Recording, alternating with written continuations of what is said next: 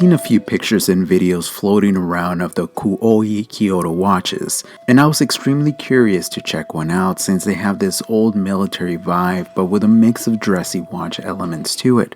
I especially wanted to check out this Old Smith 90-007 that has a Miyota 82S5 automatic movement, a beautiful black dial, and overall looks very timeless. By the way, KUOE Kyoto was founded in 2020, so it's a relatively new brand, but do have several watches to choose from, and their quartz watches actually start in the $200 range. This KUOE Old Smith watch is inspired by watches from the 1930s, but of course with modern specs.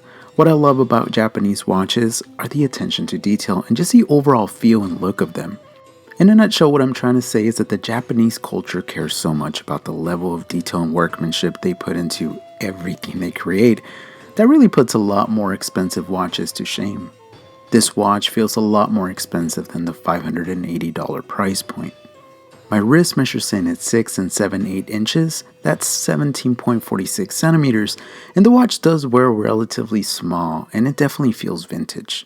The entire watch is constructed of 316L stainless steel, features an AR sapphire crystal, which by the way is an upgrade, and the case measures in at 35mm. It's 42mm from lug to lug, only 12mm thick, and it has an 18mm lug width, and with the incised bracelet, it weighs in at 108 grams. Not bad.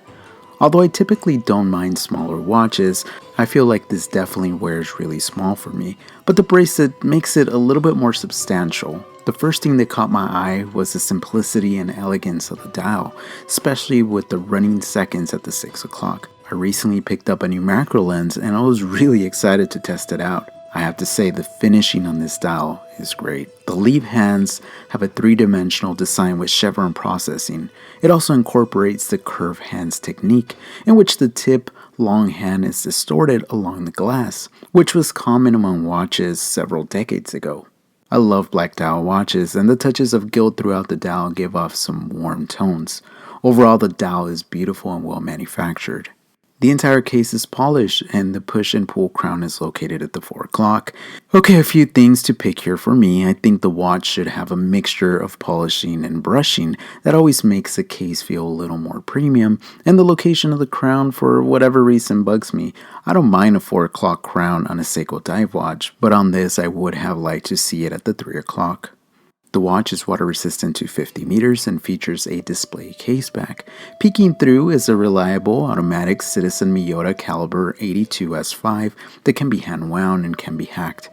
The movement has a power reserve of 42 hours, beats at 21,600 beats per hour, and has an accuracy of -20 plus 40 seconds a day. We all know these movements can be easily serviced, and if you need to buy a new one, well, it's very inexpensive. However, the biggest downfall with this caliber is the noise of the rotor, and I think the display case back contributes to how loud the rotor is on this watch.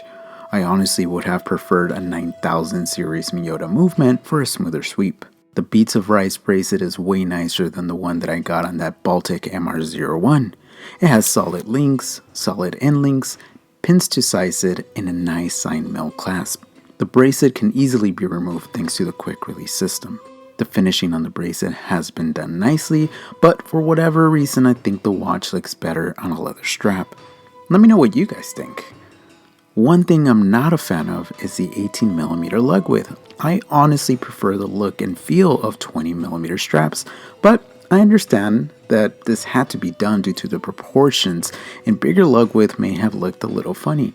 I ultimately think that if you need a nice dress watch and don't really want to break the bank, this is one that should definitely be on your radar and you should consider. However, remember that these watches do wear small, and due to its elegant nature may not be as versatile for everyday use.